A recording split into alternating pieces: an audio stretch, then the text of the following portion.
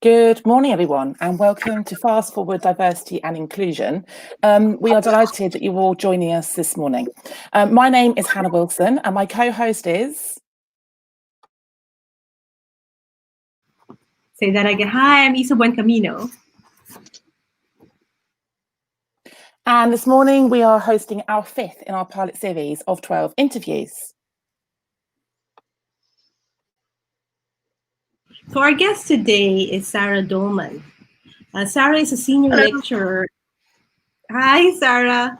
And a teaching governor at a further education college where she teaches English as a second language, literacy. But prior to being a teacher, Sarah has had a totally different career even before this.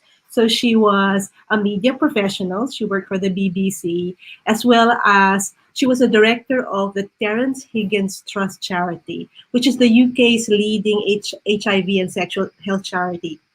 And then with that job, she had helped support people living with HIV.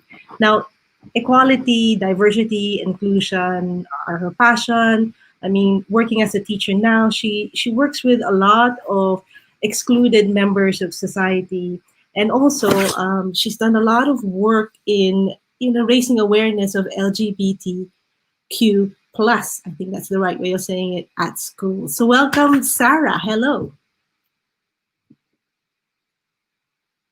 So Sarah, our first question is, how did you come about becoming a champion for diversity and inclusion, and why is it important to you?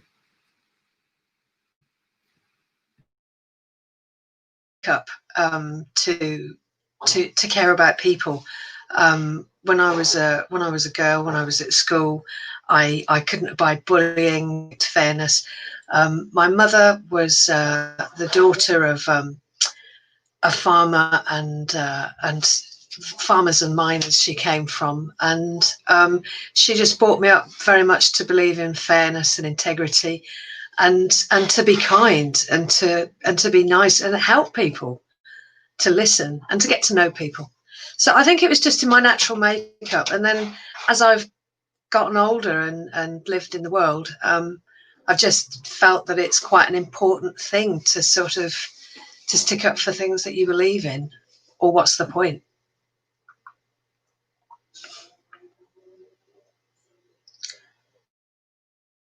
Thank you, Sarah. I think the motivation, the intent of the work we're doing is really important to kind of like frame who we are and what we're doing. So one of the roles you've been involved in is working with children and young adults who haven't got English as a first language, and quite often without that kind of like English to actually access society, one can feel quite excluded, quite disenfranchised.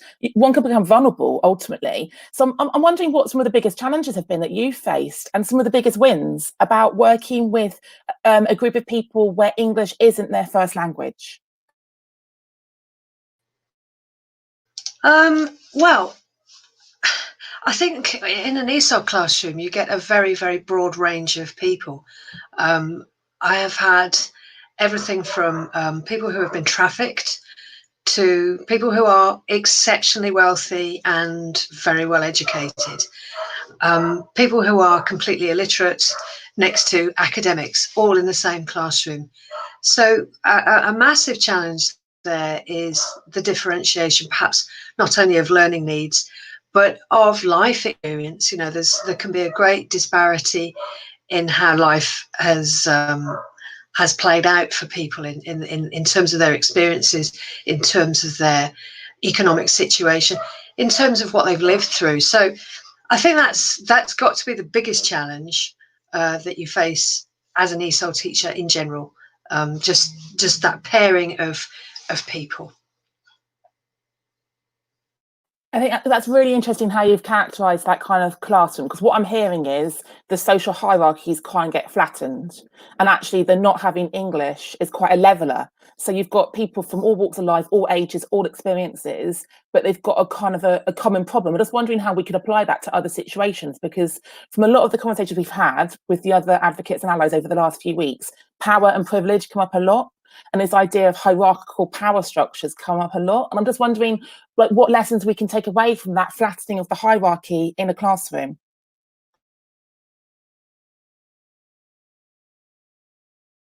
there, but they are very much flattened. And I think that, for example, there are some groups of people that are not heard of in some parts of the world. For example, Roma people are not. A lot of Africans have never encountered or heard of Roma people. They don't have them. They don't exist in some countries. And what I found is that you can be starting the year and everybody's fine, and then after a little bit of time, people have become aware of who lives in the community. They're aware of reputations that different groups of people have, and actually that bullying, that kind of picking people out for those reasons, can suddenly start to appear, and then you have to level it out. And it's one of your jobs there in that situation is to spot it happening and to stop it and to deal with it head on. But yes, no, generally it can be quite a great leveler. And I think also the other thing is, I mean, with coronavirus, all of my classrooms are generally quite nice, and we don't have horrible struggles of power and things like that. People generally want to come and have a nice morning, and they want to learn, and they want to get on. So with coronavirus, I found that there was a real camaraderie. People really stuck together, really made a point of looking out for each other. They reported back their WhatsApp groups more frequently, sent more messages, dropped food parcels to each other. Really, really, really, really did. And it was even better than normal. Yeah, I would love to emphasize that during the COVID experience, everyone just dropped to that level of more kindness, more empathy, more compassion, which are fantastic attributes to have when you want to include people, right? It's like, isn't it always been about, if you want to get people to really connect, is you always find the things that are in common rather than what's different. And COVID was a massive leveler because everyone experienced it, whether race, social status, any of it. We all went through it. So, but going back to your years of experience working with excluded individuals, is there anything that you could advise, like the general public or people like me, and how we can, outside of the COVID experience, how we can help people help them feel included? How can we help as just normal citizens, just to help people come back into the mainstream or be part of the mainstream? Well, I think it's just really simply to be kind, welcome people, smile. Very, very small things actually say very, very big things. You don't appear busy. If you're busy and somebody is trying to talk to you, you can seem very rude to them. They can just think, well, and it's very simple. Give yourself space and time to welcome people. If you're running late, be honest, I'm running late, and give people a smile. So, so they know that if you've arrived and you're looking a little bit stressed, that it's not about them, that it's actually about you. Give people clear signals of where you are in your own world, what you're doing, and be welcoming, be nice, smile. Very, very simple things, I would say. It's not rocket science. I think it's just about being more human. That's great. I think a great starting point is that being welcome, being human, smiling, inviting people in. But there's that analogy about like being invited to the party, but then being invited to dance at the party.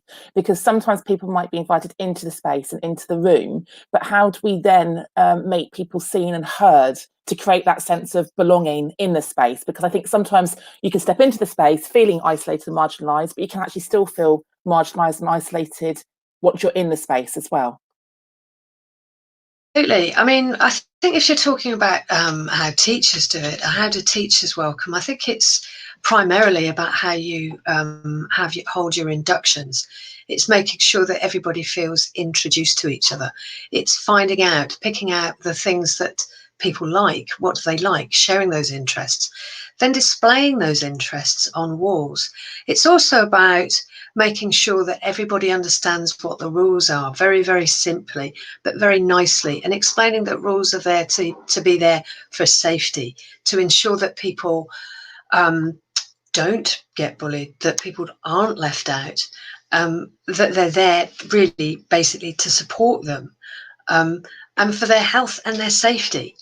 A key thing, show people how to escape a building if there's going to be a fire, and make that one of the first things that you do when you have a lesson, or you're welcoming. So it's really, I suppose it's really about still those getting to know people and being as kind as you can, really. So it seems so simple, right?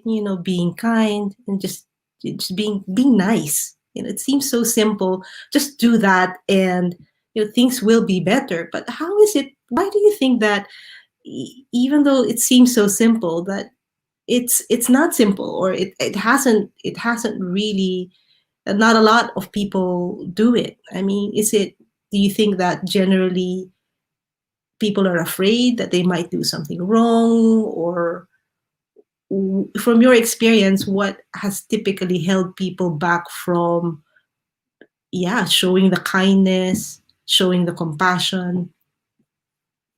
I think what happens quite often, I think people get very caught up in professional jargon. I think people get very caught up in feeling that they have to hit a target, and I think people get very caught up in that they might be, they've got another meeting in 10 minutes, or they've got, when they've finished this class, they've got to run off and they've got to go and do something else. And they feel very pressured, perhaps, by their day, by what they're doing. And so they forget actually, these people are here, and for this experience to go well, they need to try and make it as nice as possible. We get more bees with honey than vinegar. I mean, it's an old housewives saying, but it's very, very true. And all too often, people, especially, young teachers, they quite often feel, the latest is, so I have to say, and I have to do, and I have to hit. And it's not like that. People aren't like that. People are just people. And they respond to things like a good routine. They like to know that you'll arrive, that you'll smile, that you'll ask a question. If somebody's late, you'll say good evening. They like to know those kind of things are going to happen, because it gives them a feeling of safety. But then they also trust you more because they know what you're going to do. So you need to create routines, but you also need to be kind within those routines. You're banking on these people to come back. And if it's generally quite an unpleasant experience, why would they come back? I wouldn't. I'd go somewhere else. I'd get fed up. I'd leave. So it's very much about knowing that. But you can't fake these things. You can't just be nice for the sake of being nice, because you'll just come across as disingenuine and false and fake, and that's pointless. So if you're having a bit of a bad day, tell them, I'm not having a great day. Be authentic. And these are the things that we're told to do. We're told, actually, a lot of experts now are saying, oh, well, we all need to be authentic. And they say it in a very inauthentic way. But actually, being authentic means that if you're not having a great day, tell them, I'm not having the best day, got a bit of a headache, or I woke up late, or the cat was sick this morning. Tell them whatever it is. Be nice, be open, and be friendly. And if you make a mistake, be honest. So I suppose that's what I mean, really. I'm just thinking about, Sarah, as a fellow educator, about how we can extrapolate the kind of the metaphor of a classroom and a school being a microcosm to society. And actually what we do well in classrooms and schools is that create a sense of belonging, create a sense of inclusion, create a sense of every individual child being valued. And it doesn't always then translate when it goes perhaps out to society. But I just want to come back to that word of safety, because everything we've seen in the press over the last few weeks about the kind of the state of the world right now, one of the big foci is really about people feeling emotionally and psychologically safe. When we go back into schools in September, that's going to be really important for our children and for our adults. I'm just wondering if you could speak to that a little bit more about how you've talked about the physical safety around like induction, around explaining health and safety and the kind of the rules of an organisation, but how do we create that space for emotional and psychological safety for all of those individuals in our classrooms and in our schools? Well, I think safety is a thing that builds over time during the school or college year. I teach in a college, so for me it's the college year. And when people begin, obviously they're not safe. They're very anxious. And you're right, we're going to have an awful lot of anxiety when we all head back in September. And I think the key thing really is it is about remembering just the simple things. It's about the routine. It's about all of the protocols, and it's about sticking to them. That is actually quite a key thing to do. It sounds as though it's been quite old-fashioned and fussy, but actually the trick of people is that they like routine. They actually like it. So to keep with those routines, to keep up rapport, but also to check in with people, check in with how they're feeling. So make sure that you're doing lots and lots of evaluations, evaluating not only the lesson, not only the learning, but also how are you feeling? And you can do that either informally, just by having little chit chats, just by also noticing. I think it's really key to look at your students, look at their faces. How are they looking tense? Are they looking worried? How are they looking? And if they're staring at you like with big wide eyes and a really taut face, they're telling you they're feeling pretty stressed. So ask the question, either do it really informally and have a little chat, or, open it up, have a broad discussion. How is everybody feeling in the room today? How are we all feeling about being back? Talk about it, and create a space where people feel safe to talk. That's really a key thing. And know that space won't come immediately, that it's going to take a bit of time, that for a while you might be the only person in the room that's sort of proffering things and testing the water. But it will come. It will come, and once it comes, it will just be what it is, and it will just flow. What strikes me as somebody who is, not from education is that, what you said, if I replay some of the things that you said that really struck me. So the first thing that you said is you need to put in the time to be kind, right? It just doesn't happen like that, especially right now when all the teachers are stressed. They're really busy with all the changes happening in the education sector. I mean, it's really tough to first be really authentically in that space where you can be kind, and also, to find the time, because I really think you're spot on there. That kindness probably be nice if you're naturally kind, but actually you should plan kind, if there's such a term. Can you plan kind? But because otherwise, in this day and age when everything is so stressful and challenging, it almost feels like there's no space for kindness or time. And I'm throwing that to both of you, Hannah and Sarah, because do you think that what I'm saying makes sense and why it's quite tough? It's because actually it's hard to find time to be kind. Would you say that's fair? I think that, I don't know. I mean, I think for me, what I find is that I get very little space in between lessons. So in between my lunch, my afternoon session, I get half an hour. So I might have to get across quite a large building. I've got to find food. I've got to pick up my photocopy, and pretty much I've got to go straight back into another classroom. I've got to turn on a computer. I've got to hope it's going to work, check a board, do all of that stuff. I've got quite a lot to do in a very short period of time. And then I've got people arriving, and I've got to be ready. It's got to be ready. So I can, if somebody stops and has a conversation with me in a corridor, then I might not have had enough time. And during that corridor conversation, I might want to roll my eyes. I might want to say, look, I'm eating an apple, leave me alone. But actually, if I do those kind of things, it's not kind. So you've got to just sort of, as I say, you've got to remember where you are. You've got to be present in yourself. And you might feel like rolling your eyes while you're eating your apple. What I found when I'm in these situations and that happens to me is the best thing I can do is say, I'm kind of a bit busy at the minute. I hear you, but I've really got a dash. And just be really honest about it, but try not to be. And it's moments when people catch you and you could be uptight.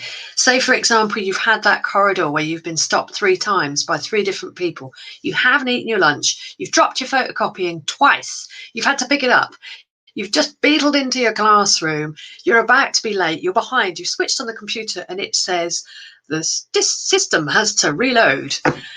Now everything is going up the Swanee, and somebody comes in who, and today she's got a very big problem, and she's holding some really strange object, and she's got a problem.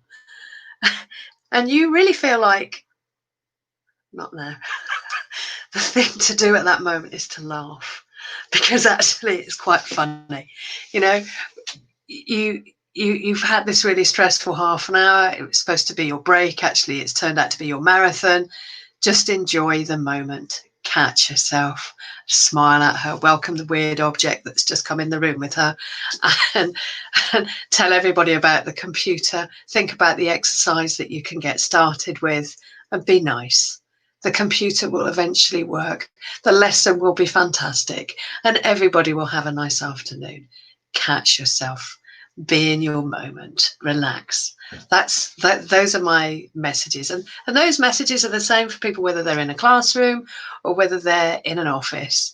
We all have time like that, and it's really important to just take that time and just try to be nice about it all.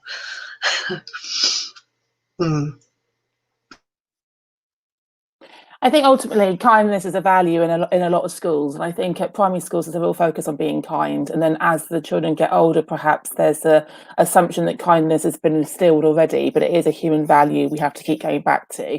And I think the work we're talking about here around diversity, equity, inclusion is underpinned by kindness, it's underpinned by empathy, and it's thinking about how the values actually underpin the work we're doing. But it does need to be intentional. And I think that's the main thing we've experienced in the last few months, is that actually it's surfaced humankind, like kindness is in the word, isn't it? We're humankind. And actually we're remembering how to actually coexist and cooperate as human beings alongside each other. So I think the focus on humanity over the last few months has been really quite stark. Taking it back to some of the work you've done, Sarah, in the college, like beyond your classroom, I know you've done a lot of work around advocacy and creating safe spaces for LGBTQI young people. I'm really interested for you to share some of that work with our listeners today, about how you've led that kind of systemic change for creating institutional safety from people with that particular protected characteristic. Okay.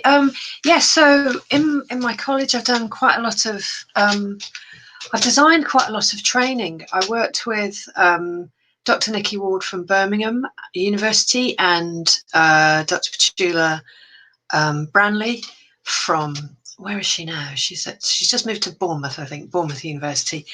And I chose both of them because they're both sort of, they're both, I suppose, very qualified in ethics and equality, and I quite like the work that they do. They both work in social sciences, which I think is really quite related.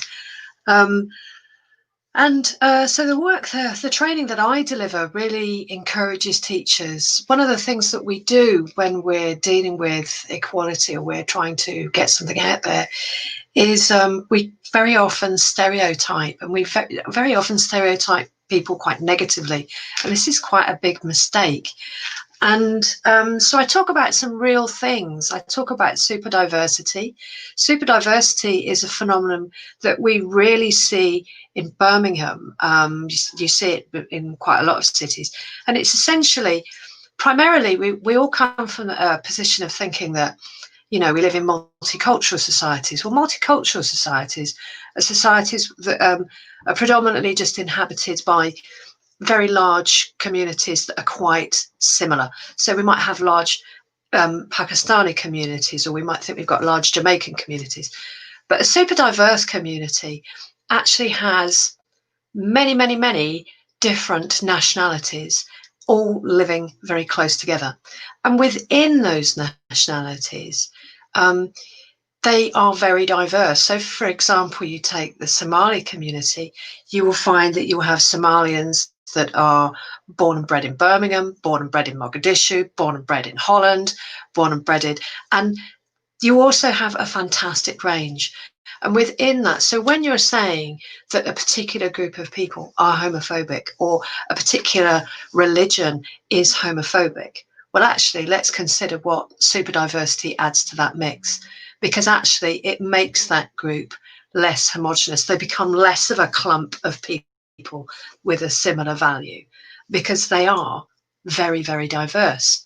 And they have very, very different, they come from very different cultural backgrounds. So you can't just put on these blind colour blinkers or these blind, blinkers about religion. You actually have to look a lot more closely at every individual that you have in your room. And when you do that, actually, the thing is, we go back again to kindness. Most people that have embarked on those journeys have been spread around the world because of things like war.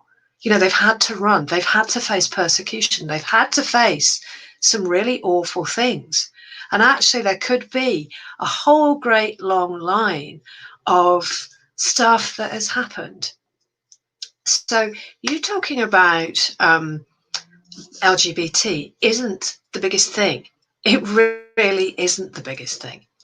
And then obviously, so another part of my LGBT awareness is to actually get people to really think about what the Equality Act is, and to just explain that actually equality is not missing anything off. It's not equality if you're missing off a protected characteristic. That's actually inequality that you're shedding. And it's also about the discussion of where we are. When we think about how equality has been or where equality is, we've moved on. We are actually a lot more aware. It's not just now about that we have to be nice to people because of the colour of their skin or their religion. Actually, we can have conversations with people who disagree with each other and say, come on, this is actually the law. And actually, this is part of who we are. This is part of where we are. And we do not have this here, So it's so the training that I do is very much about that, and it's about how you get people to have conversations. And then it's very much like for teachers, it's very much about that we don't have notice boards put up that are all about gays. We don't do that, because we're not about standing out. We're about being part of a community. And so if you're going to make a notice board about equality, that you feature all of the protected characteristics on there, because they're all protected, but you don't make a big thing of one. I encourage teachers to use the diversity calendar, but I also encourage teachers to be aware that we're not a calendar. I am this way for my life. This is my life, and it is somebody else's life. So to make sure that they're embedding, so to think about the images, the resources, whatever it is that they put into their lessons, to make sure that it's reflecting people back, and to make it just a check. You've created a lesson. What in terms of, so we have a little box on ours which says E&D. What have you got in there for E&D? Oh, you've made a flag. That doesn't really cut it, does it? And so it could be anything. It could be anything from, E&D for me is all sorts of things. It's fonts, it's colours, it's graphics, it's subject matter, it's examples that I'll use. It's all of those things, because it needs to be there. I think I maybe went on a bit then, didn't I? Sorry.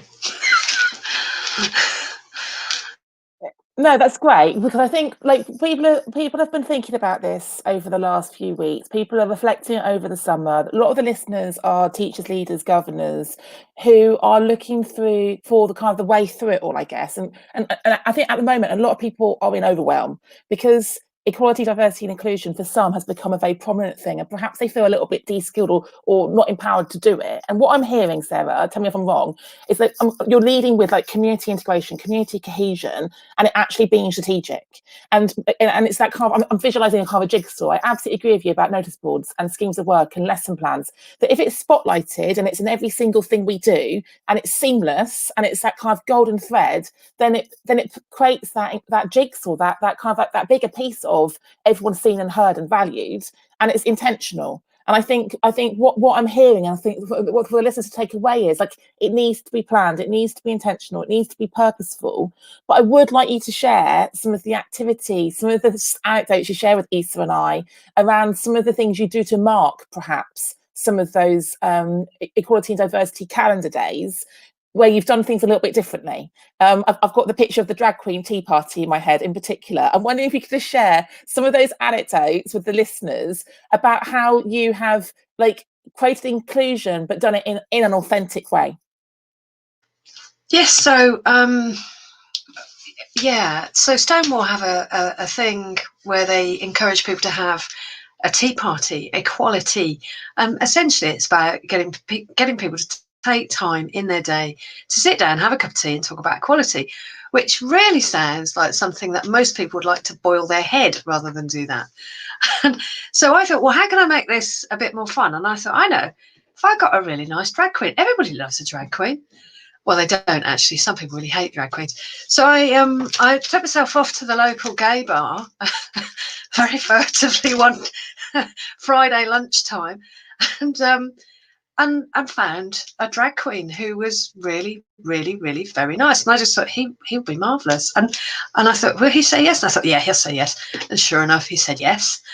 And we put on a tea party. We dressed it all up, and it was sort of, slap bang in the middle of the day with the busiest part of the canteen, and everybody came down. So we had, because it was lunchtime, and everybody joined in, and we had people that were genuinely fascinated. There were some people who were just like totally in awe, just unable to speak and just staring at this drag queen like, wow, look at this drag queen.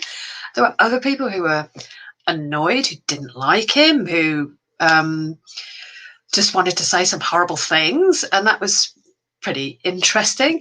And then there were people who were really fascinated and wanted to ask all sorts of questions, and we were just there, and it was fine, and it was safe, and it was talked about for ages afterwards, and it was memorable. And I think that's the thing, when you're talking about equality, very often equality ends up looking like this really tedious subject that nobody wants to address, whereas actually people aren't tedious, people are nice, people are interesting. And if you think of it in those terms, then equality becomes interesting. Other things I've done, I got a really, for a poetry day, I got a transgender poet in who did some really, really wonderful poetry. Some of it was like, very difficult stuff, but really, really, really powerful. And some of it was just hilarious, about a dislike of chickens. And it's kind of like, it really switched kids onto poetry, but it also really switched kids onto sort of trans issues. The other thing is that poetry shouldn't happen because it's Transgender Awareness Day. That poetry should happen because it's National Poetry Day. So don't think, oh, I'm going to do it because it's Black History. Oh, I'm going to do it because it's Gay History Month. Do it because it's Poetry Day. Put it in the curriculum wherever, and put it in whenever. And actually, when we have, because every lesson for me, or every time of year, is Equality Day, really, of whichever protected characteristic.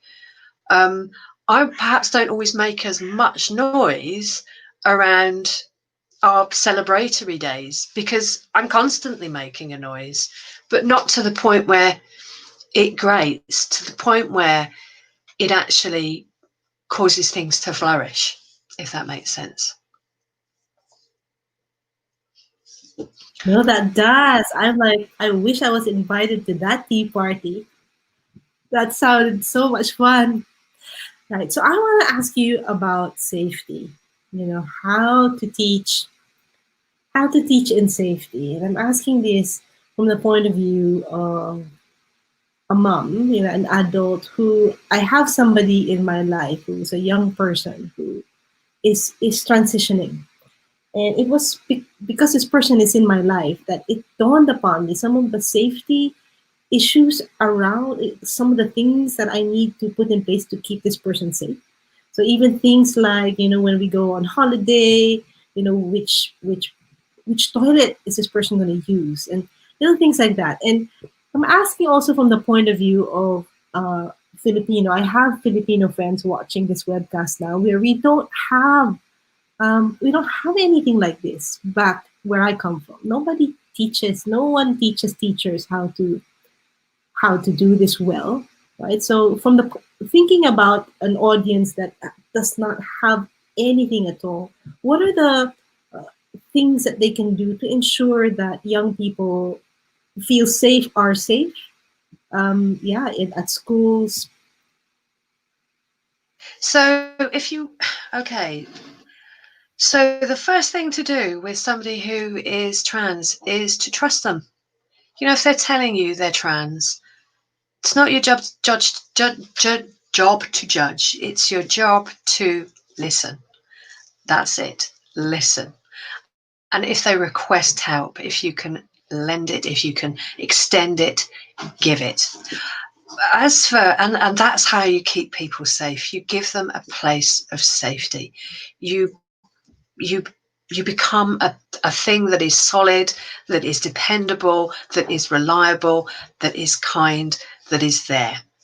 And obviously, if you're in an educational setting and a young person tells you, then you work out whether it's a safeguarding issue. If they're telling you they're being bullied, then actually you make sure you act. You make sure you act, and you refer people.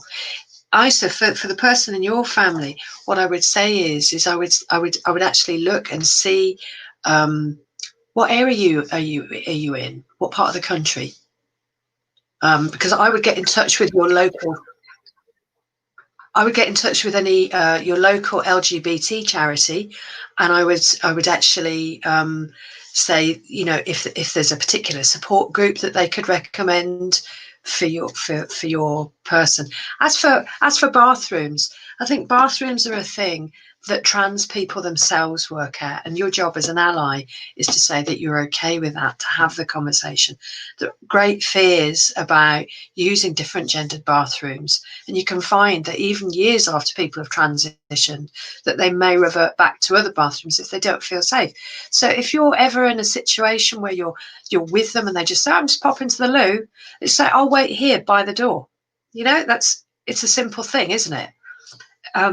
And to just be aware that people are afraid. In terms of what schools can do, how about everybody toilets?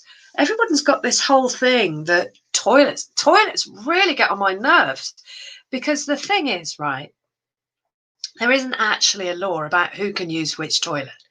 And we're not everybody's going to jump on everybody and try and have sex with everybody if there's mixed genders in toilets, and things like this aren't going to happen.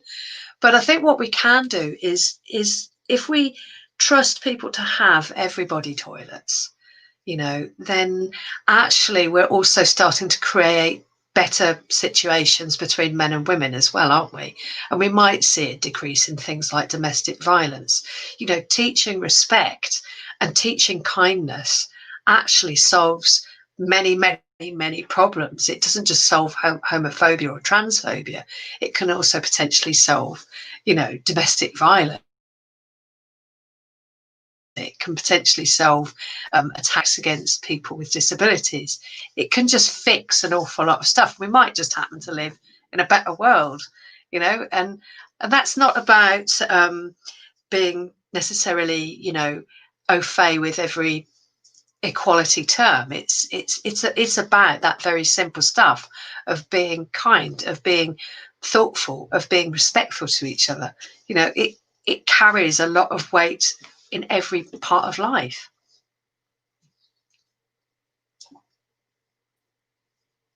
The toilets is an interesting piece. As a head teacher designate of a startup school, a new build, we wanted to have inclusive toilets, and we weren't allowed to have inclusive toilets because the legality is around how the toilets position themselves onto the corridors.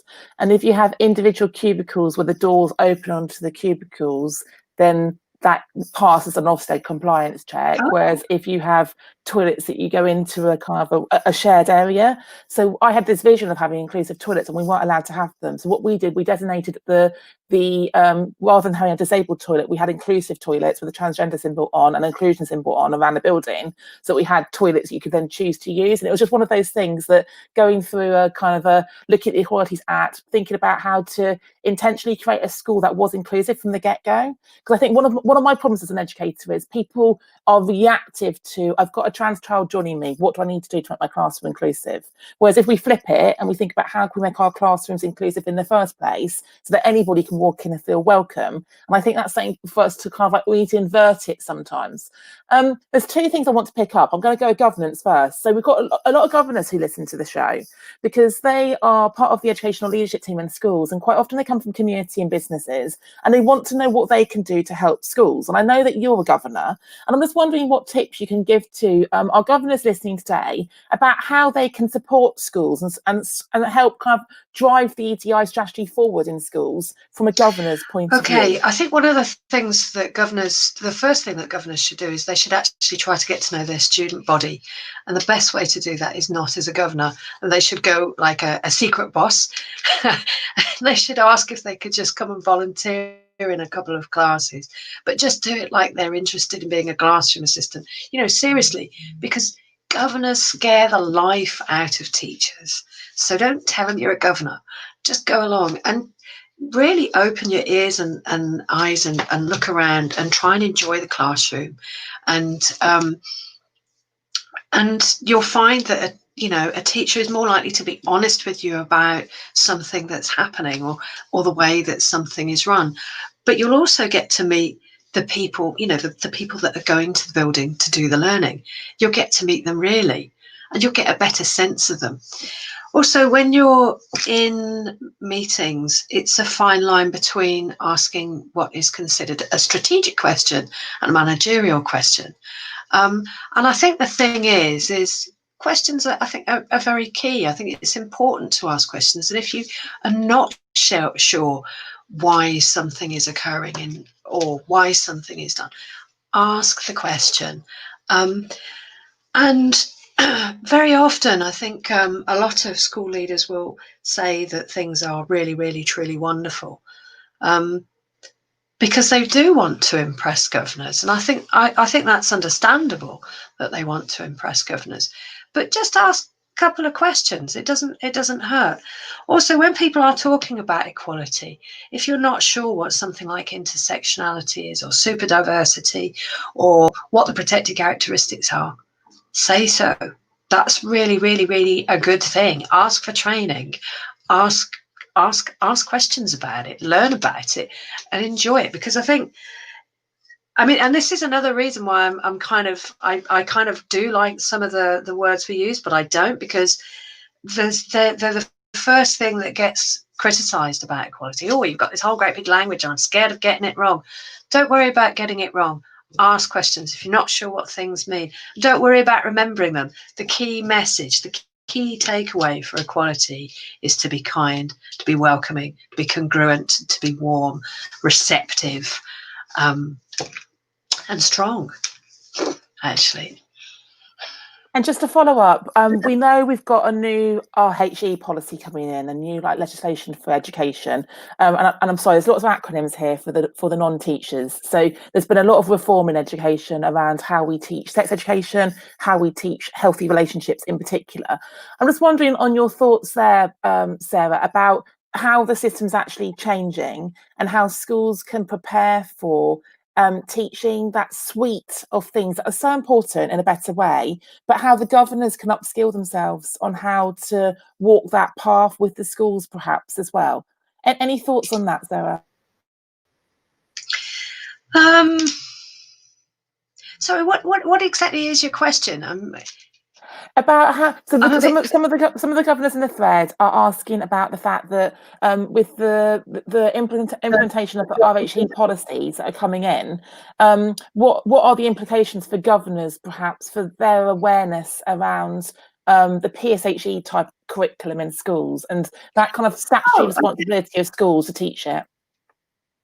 Well, I think it's quite clear. I mean, it is about making sure that the Equality Act is delivered in classes, and it's very much about supporting that. I mean, if we start not supporting the Equality Act or saying, oh, we're going to miss off this part of the Equality Act, then actually we destabilise equality as a whole, and that actually becomes very, very difficult and dangerous for an awful lot of people. The responsibility of governors, therefore, is to really understand the implication of not supporting the Equality Act. And it is really, really key that they do support it. In terms of schools, yes, there's been all sorts of hoo-ha in schools about the Equality Act. And I think that the key thing is that with equality, there is no characteristic that is above one or another. That is the point. It is the Equality Act. And that if you always act from that principle, then actually nobody is nobody's left out. Nobody is left behind, and nobody is treated badly. And have faith in that. Have faith in the goodness of people. Have faith in the staff doing their jobs.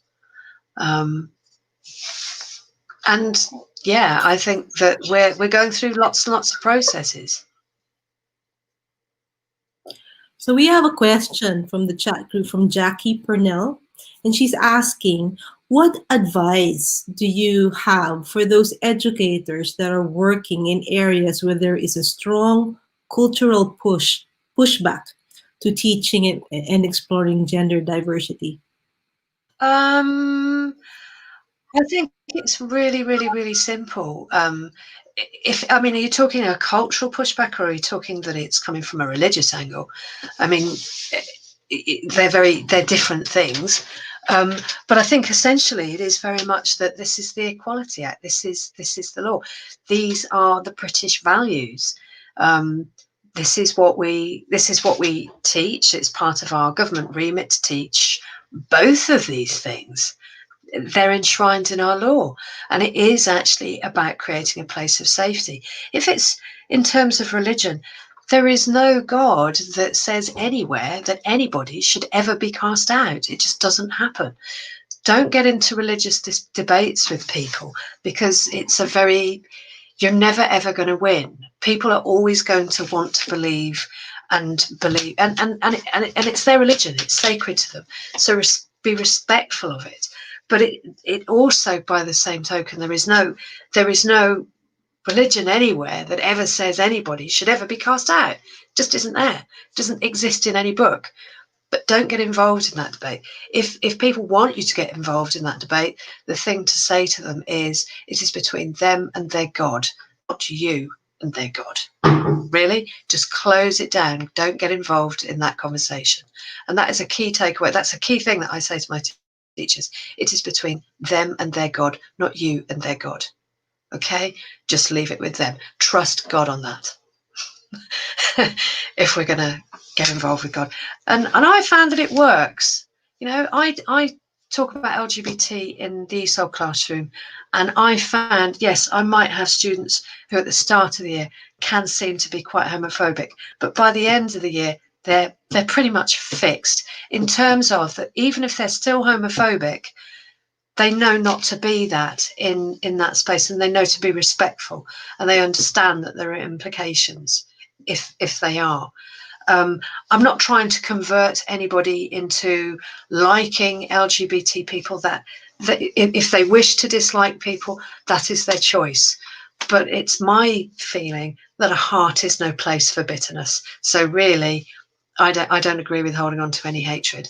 And what I've always found with any students that are behaving in a homophobic way, or a racist way, or an ableist way, I ask them if they're okay. I ask them about their lives. I ask them how they're doing.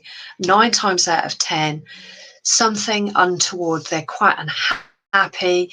That they've got some negative experiences. Life might be quite tough. And those are the people that I find are generally behaving in a homophobic way, or a racist way, or an ableist way. Not people that are feeling tickety-boo.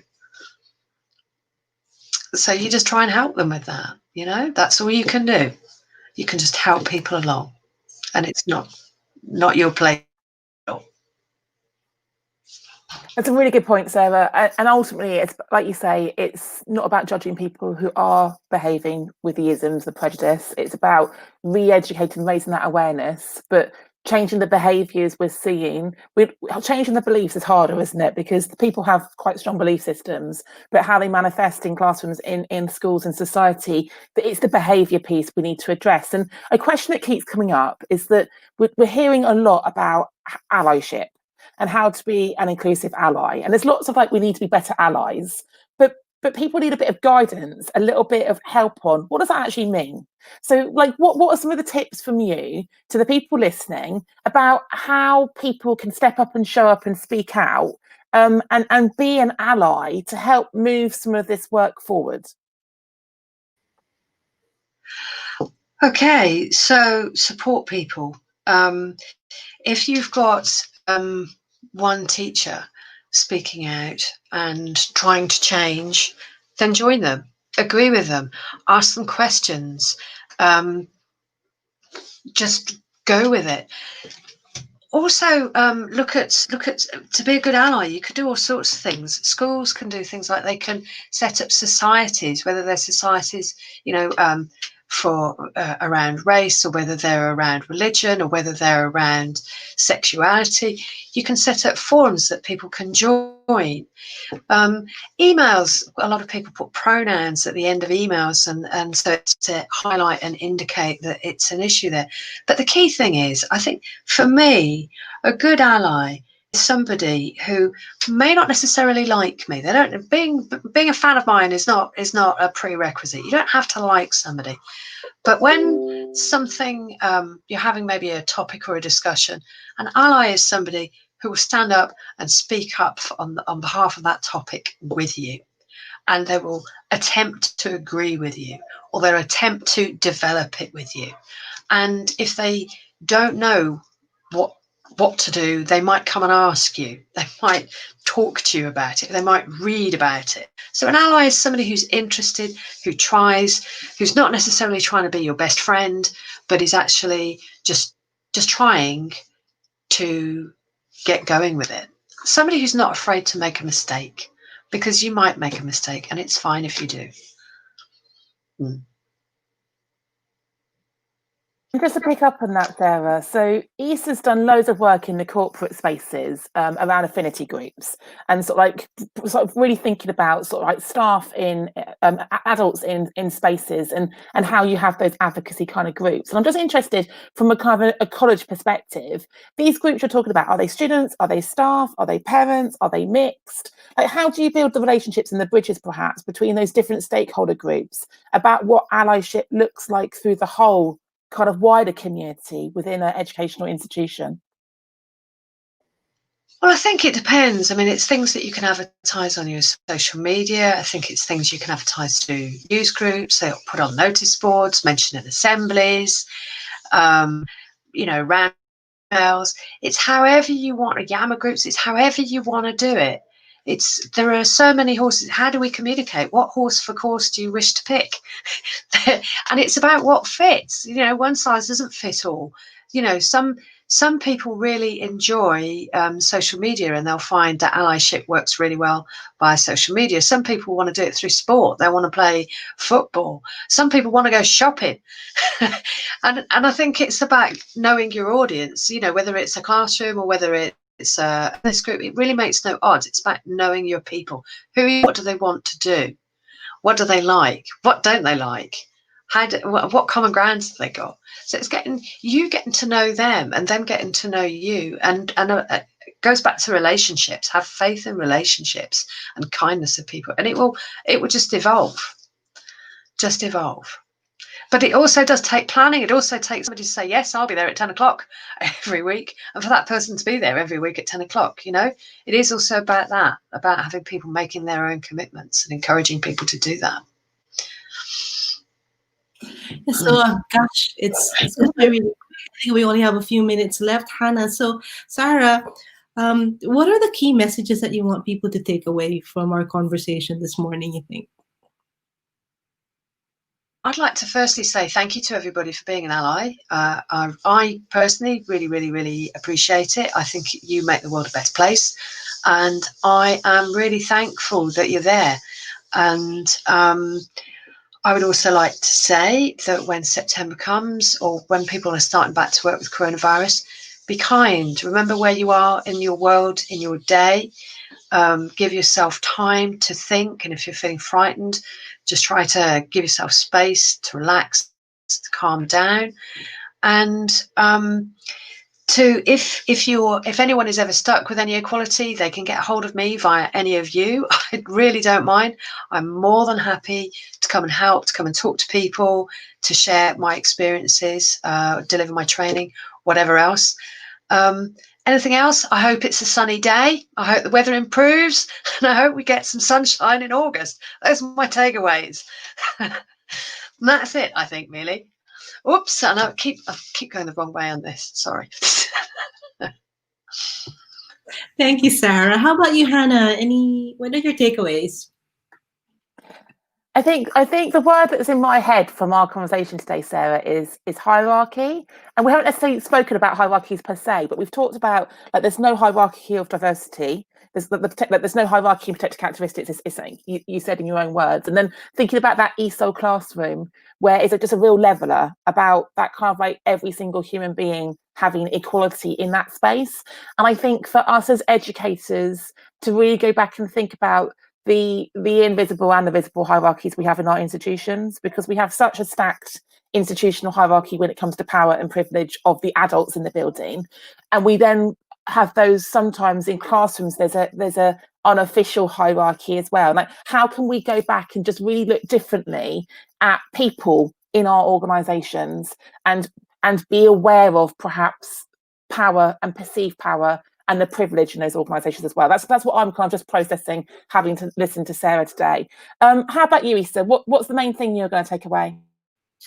A couple of things. Well, in the space of kindness, I think it's not just in LGBT advocacy, in DNI, the whole of DNI advocacy, it's value kindness and make time for kindness, create the space for kindness. And the other thing, and the second thing, the word that's in my head is super diversity. Thank you, Sarah. That's now part of my vocabulary. And I think what I've learned about the LGBT advocacy is that it's not just the correct characteristic. It's the relationship with, I guess, super diversity, intersectionality, that is what makes it complex. I think that is one of the things that I'm taking away from today. So thank you for that, Sarah. Brilliant. And yeah, I absolutely love that phrase as well. And I've lived in communities, as Sarah spoke about, where you have massive communities. In New Malden in South London, where I used to live, there was the biggest Korean population outside of Korea. And all the signs in New Malden were Duolingo. And it's just fascinating because you just ended up with these kind of impenetrable kind of communities within the communities. So that visual is really key for me as well. And I think it would be remiss of us not to address the fact that this weekend, this period of time is actually Eid. And we've got lots of friends and colleagues who are actually celebrating Eid at the moment. And I think that awareness of just what's going on in the world around us, that however you identify, whatever you believe in, it's a very special time for a lot of people who normally join us. And that is why Sarah very kindly stepped into the space this weekend, because our speaker, Fashli, who's now going to join us next weekend, couldn't join us because she's Muslim. So do you want to just say a little bit, Isa, about our next guest, please, so everyone knows who she is and when we're going to meet her? First of all, I do want to say Eid Mubarak to all of our friends who follow the Islam faith. Of course, today is a massive, massive celebration, and Fashli isn't here because of that. So Fashli, Bibi, who is joining us next weekend, so her angle is a little bit different because her advocacy is economic change for DNI. In fact, some of the projects that she's working on is changing policy on, you've heard of gender pay gap, right? But have you heard of ethnicity pay gap, which is even worse than the gender pay gap? But that's just one example of the many, many things that she does as a community leader in her, where she's from, Birmingham, that she does. And it's going to be, I think, going to be an interesting and different conversation we're going to have next week, Hannah. Brilliant. So that just ends with saying a massive thank you to Sarah for joining us on a Sunday in her summer holidays. We very much appreciate you joining us. Thank you, Isa, who now wants to say something else. And then I'm going to say goodbye and we'll see you next week. Thank you very much. Go on, Isa. I almost forgot. Next week, guys, don't forget, we are 3 p.m. next week, Sunday, and not 10 a.m., not our normal 10 a.m. So we'll hopefully see everyone at 3 o'clock next Sunday. All right. Bye, everybody.